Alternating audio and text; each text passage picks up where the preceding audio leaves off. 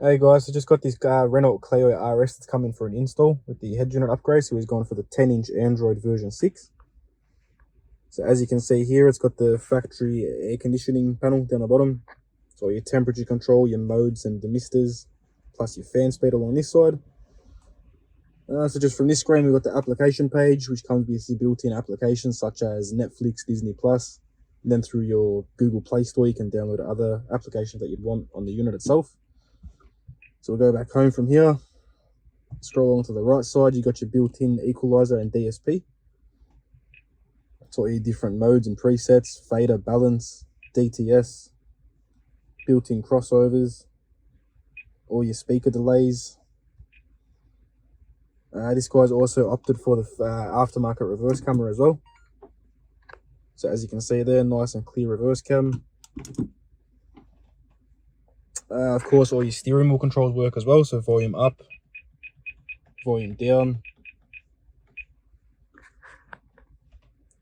So application page, we'll go to the unit settings as well. So system settings.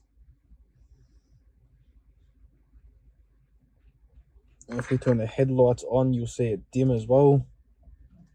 Where are the headlights in this car? This side. Alright, so screen dims and then your little side icons light up as well. So through there you can actually change the color. So key light color.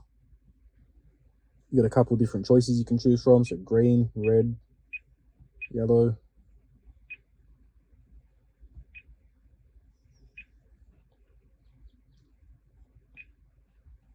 Factory settings, all your version system info settings.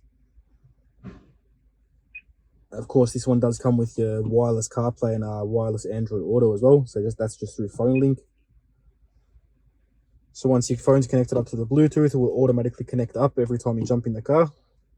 So you got all your applications. Might not work because I'm actually videoing off the phone that's connected, but yeah. So we'll just go back home from here.